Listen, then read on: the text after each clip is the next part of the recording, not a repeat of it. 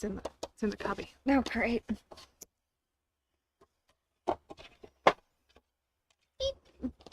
We might not need it again. I even have like a fancier piece of fabric and stabilizer for you today. Oh, it's so pretty. So much. I have some show and tell. Your fabric. I have show and tell. I like it. Mine and not mine. Mine and not mine. That's great. We'll talk about that show and tell later. We'll talk about this show and tell sooner. And where did the other stack go? Oh, they're there. I don't know. The other stack of show and tell. So many piles of show and tell. So many piles. So many piles.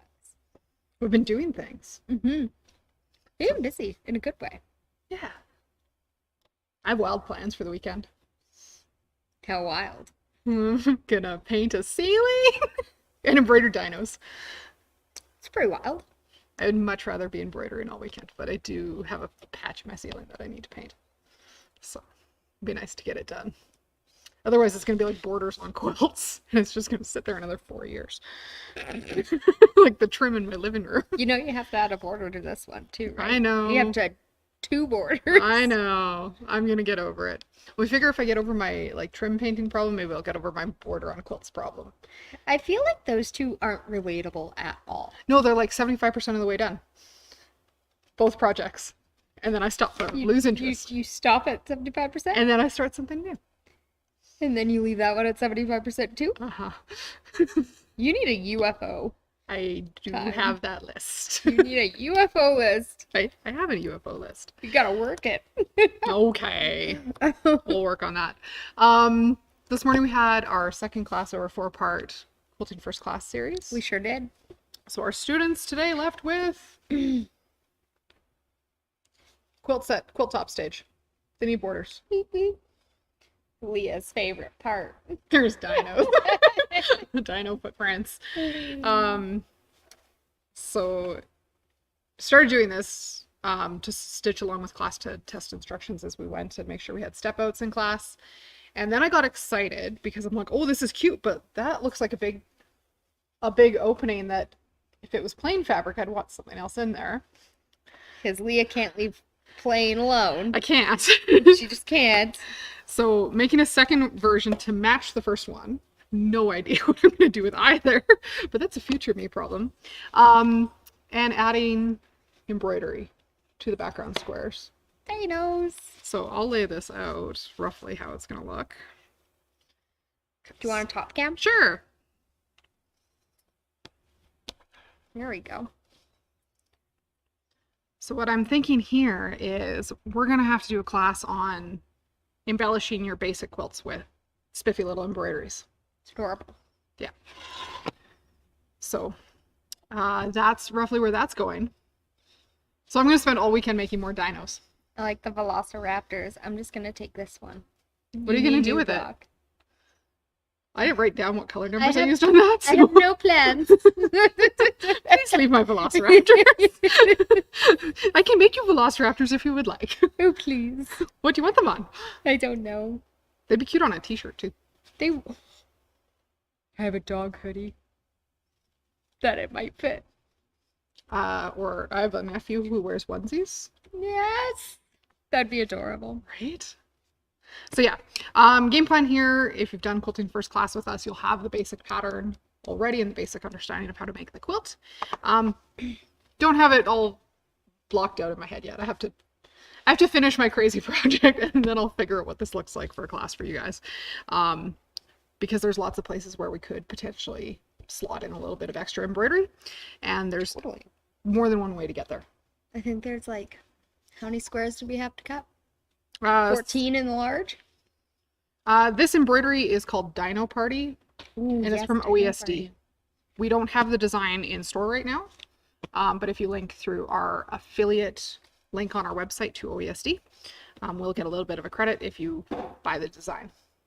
So Dino Party, I think it's 80337 from OESD. I've been chuckling all day and showing everybody the dinosaurs. They're pretty cute. So anyway, let's leave dinosaurs alone for a little bit. I'll take that mess home and carry on. Yesterday on Facebook, we were going to do tapering on the Brother Luminaire 3. And then the machine needed an update that I did not realize it needed. So that happened last night. By the magic of television, it is updated. We have done another video on updating. But we would be happy to have you join us for tapering part 2 today. Yay! So we have fabric prepped. We're going to use decorative stitches today. So we've got stabilizer behind our quilting cotton, and they're adhered together with 505 spray so that there's no shifty happening. We want things staying together. This is actually a cutaway. Normally I'd use a tearaway. You know, I'm the shiftiest thing using this machine today. Right? I'm going to let Chelsea sew. One of us can be shifty, and it has to be me and not my fabric. Yeah. And I'm going to do camera control. So if we're going to go set up for tapering, we're going to go into our sewing menu. And if we scroll across through our stitch options to the T folder, and then, I don't know, pick a stitch. This one looks like a caterpillar. I think that's a satin stitch. So what tapering can do for us is help us pivot in and out of corners or have nice ends to fancy stitches. So if we go up into the stitch edit option, which is just below that home button on the top of the screen. And down at the bottom is the taper function on that right-hand side. Thing that looks like a stabby chisel. So we can turn tapering on and off with the tapering stitches. This function only works with the stitches in this folder. But there's a few different ways of managing our tapers. So we can manage a taper at the start of our stitch and at the end. So if you go start and hit select, we're going to get a chance to see some of the tapering options. Oh, that's fun. So if you want like long tapers or short tapers or 45-degree tapers, there's a few different options, and there's either left justified center or right justified. This looks like something that would be excellent for when you're doing applique and you need to match in your decorative stitches together around a square. If you wanted to make a frame out of satin stitch, it would pivot in and out of the corner super nicely. Yeah. So if you did that 45-degree, and then we selected the end to be also a 45-degree. These four? Yep. Yeah, those look like they line up. They do. Perfect. So I think you are set up and ready to sew. But if we wanted to make sure we're going straight when we turn, we could also turn on those grid lines with the projector that we were using. Oh yeah. Yesterday. We turned that on. With the laser? Oh, the laser, not that one. Yeah. Oh, I canceled the tapering stitch setting. Don't do that. Let me go turn that back on. I'll turn that off. Can't taper and project. Okay.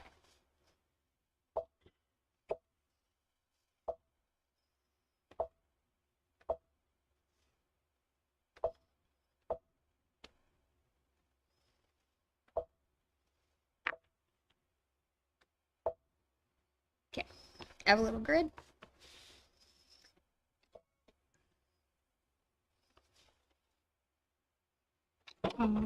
Hang on. My close-up is... Oh, no, we are on close-up. There's a delay on Facebook. Oh, yeah, don't look there. Look there. I know.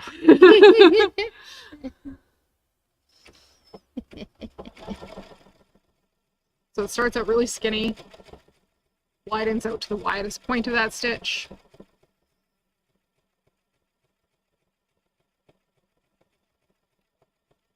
And then I hit the reverse, right? Look, and it stops. Yes. Can I just, like, lift up my foot and rotate and start again? Yeah. Really? Okay. And then I'll use those grid lines to kind of straighten it up. Yeah. Well, that was satisfying.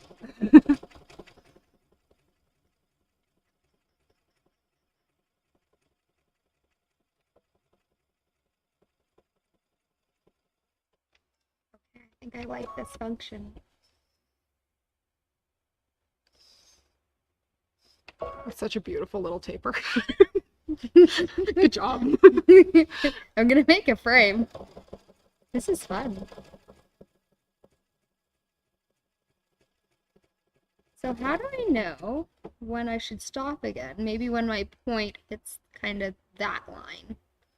Yeah, because your taper Ideal. takes approximately One square. one square to finish. So I have to stop one square before I should. Yeah. If you'd drawn on your fabric ahead of time. No, I have a projector. I want to see it. There's also the option of using endpoint stickers, which come with this machine. So that's a whole nother video. Sit there. Yeah. I feel like, oop. I think I might be off a little. Let's see. Oh, we can make this work.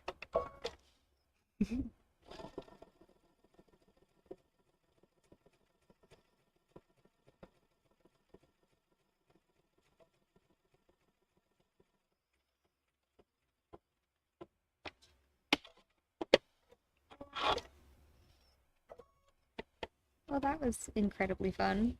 And now I have a little You tiny little box, right? That was actually pretty easy to line up. If I did it a couple more times, I bet I could get that lined right up real So close. if we go pick a different stitch in the tapering folder, Oh, okay. So we don't have frames anymore? so something like T09. Oh, or you want T20. that one? What's T20? Maybe we'll pick. Oh, I'm going T20. It looks cute. So if T20, if we want to do a similar setup with a decorative stitch, we can actually tell it the number of repeats as well. Ooh, let's do that. So up into edit. Edit. And this one? So you can keep that 60 degree and we could taper in and out. But if you go the second option beside the reverse, the ending style, if you tap that middle one, it'll let you count how many repeats you want. Oh, this is fun. Okay, what can we do with this one? We could just do consistent rows of the same decorative Ooh. stitch pattern Ooh, let's do this one. with tapers beginning and end. So I should, in theory, not have to drive it, right? You might want to like make sure it's not going super wonky, but it will travel pretty straight. The other thing that comes with this machine is the advanced end foot, which we did not get out of the box for this demo, but it would be a helpful one. Next demo. Next demo, Chelsea learns what the advanced end foot does. Right? I don't know. It's like a souped up monogramming foot. It's more stable. You know, I could just make another box. You could. But now you've got it set up to do the same number of stitches on each side. Yeah, so it should be a perfectly square box. Yeah. As long as I rotate properly and don't let it go crazy by itself. Yeah. But there's not, like, these tapering stitches don't have a lot of side to side movement. They're not the bigger, wider stitches that the brother can do, so.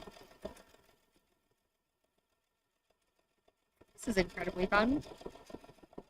Having a great time over here. I just like making boxes, Leah. What are you going to put into the boxes? Don't know yet.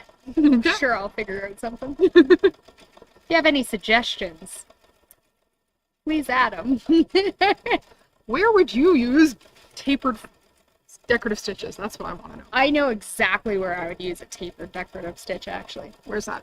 I'm a machine binder. So, on my binding. Nice. To tack down that edge really nicely, I think that would just look so cute. Okay.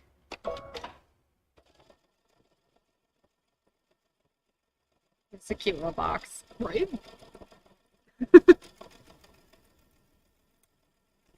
You So know, fun. People who don't sew don't know the pleasures. So something like this tapering where you can set it up to just do the 4 repeats. If you wanted details on something like a cuff or a collar, Cute. you could get the same size, both sides, same orientation because you can mark it all out. And we have another box. And because there's options for left and right tapers, we could have mirror images of each other. There's options. Good. I know, right? I like this. So, yeah, tapering, kind of one of my favorite sewing features on this machine. I have many ways to use it in my mind. Perfect. Wheels are turning. Chelsea, you have homework. Samples, please. Maybe the next quilt I make, I will bring it in here to machine bind and Yeah. taper stitch it. That would work. Ooh, that'd be really cute on placemats too. Yeah. Oh. Puppy mats. Or tablecloths. Anywhere, really. There's so many uses for this stitch. So many. I like this machine. Yeah. It's very beautiful. So that's some of the options in tapering. There's more stitches in there. There's more things you can do with them. There's Poking more buttons, my apologies. I needed to. There's honeycombs. I know, This is great. right? So it's not a ton of stitches in comparison to the rest of the options on the machine. You want to see those honeycombs? There we go. They're up on screen now. So cute. So fun little option. And with Yeah. grid lines on there, easy to keep things lined up. Way easy. I think with a little more practice, I could get those pretty perfect. One, it could be we needed to move the grids over just a little bit so one of the red lines is matched up with your needle. Totally. And if I didn't just, YOLO it like I did. do. But pretty easy to get. Super easy. Nice and accurate. Other show and tell that we have here today. Ooh. This is 'Cause February's class. February's class and stuff coming up next week. So, February 8th and 15th, we are running this Calla Lily class. It's a Hoop Sisters design, so it's embroidered. But we're embroidering through vinyl to make the jar. There's some really neat applique in here. One, it's raw edge. So if you don't have perfect cutting skills, it's perfect for that. Yeah. Even if you have perfect cutting skills, it's perfect for that too. Yeah, so next Okay. week we have our Hoop Sisters Facebook party, which they're going to go through more what they do as Hoop Sisters. But then if you're having fun with the Facebook party next week, you'll be able to join class in February. Totally. So if you want to hold that one up, I have bits and pieces of a second one because Anne made this one and it's gorgeous. But it wasn't obnoxious enough to be mine. I made obnoxious green leaves, and I've actually used pinking shears to trim my leaves. Oh, that's adorable. So, and my flowers are in pieces still because I was waiting for a trimmer. And right now they're one's upside down, one's upside right. They don't quite line up. It's Yes. okay, when you cut them apart, one will be the right way. Yeah, but I trimmed my applique with pinking shears. So cute. So I love have that fuzzy idea. leaves. And then the background quilting on this around the border is so pretty. I love it. Yeah. I'm a very big fan. Oh, you did it on an ombre. I didn't did. notice that. Cute. So, bits and pieces ready for step outs in class. Yay. Yeah. But it's going to be a fun class. You do need a little bit of a bigger hoop size. You need minimum 7-inch embroidery field.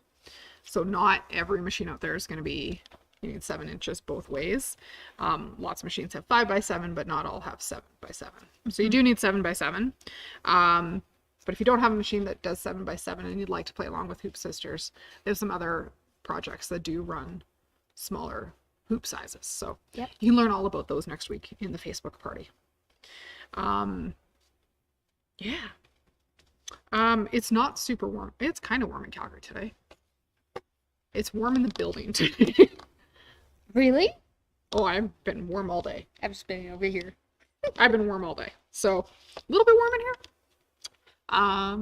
yeah, that's what's going on. Did we talk about our fabric yesterday? It's called Watermelon Party. So do you want to grab the bowl with gnomes? Coerce I do. I can reach it without crashing everything. So when I first saw this fabric, I thought it was Christmas fabric. And I don't think I'm the only one, but it is not Christmas. Those are watermelons. It's not Christmas ornaments. Yeah, not gnomes. It's adorable. And the coordinates are so good too. Yeah. Should grab that one from behind you. If you wanted, you know what you could do with this? Make a picnic tree umbrella skirt out of this. You're so good. So take a tree skirt pattern, like the June Taylor Quilt as you go tree skirt, turn it into a placemat for your tablecloth that goes around your umbrella on your picnic table. Yeah. So cute. That would be excellent. You know what I like? Feta and watermelon salads. That's real weird, Leah.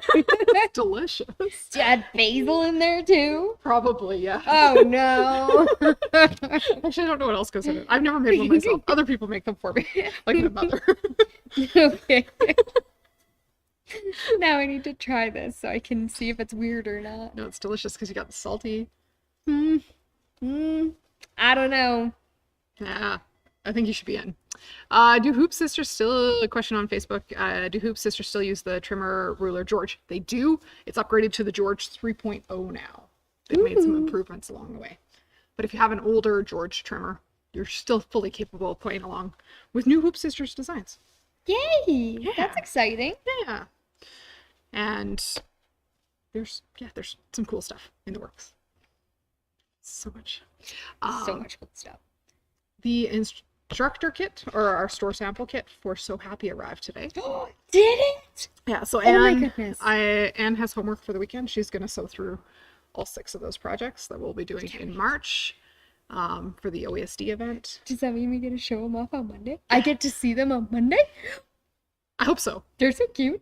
I gave her lots of homework. We definitely have to set them up in the machine department. Yes, we will. Because they're so happy. They're adorable. So that's an event. If you got an embroidery module with your machine and you've not taken it out of the box, this event is designed for you. Very much. Or if you're thinking, like, maybe I'd like to try embroidery, but I don't know. Leah says it's fun. I don't know if I believe her or not. Come join us for So Happy in March. February 2nd and not February 2nd. March 2nd and 3rd. Definitely not. You tell it's Friday. I lost all my words. Oh dear. Yeah. So those are some of the things going on. We'd love to see you guys, and hopefully you'll be in. Tune in next week to that Facebook party. It's not like a set specific time except for the live, which is happening 2 p.m. Friday. Other than that, pretty chill week. Pop in and out as you want. I heard there's door prizes. Yeah. And some cool product announcements. Yes. So if you want something new, there's very cool stuff. So anyway, that's what we have for you today. Enjoy some tapering. I'm going to taper into the weekend. I'm gonna taper on out Yep. beside Leah. She's leaving me because I'm lame. Like, comment, share, and hit subscribe to see everything we get up to. Take care,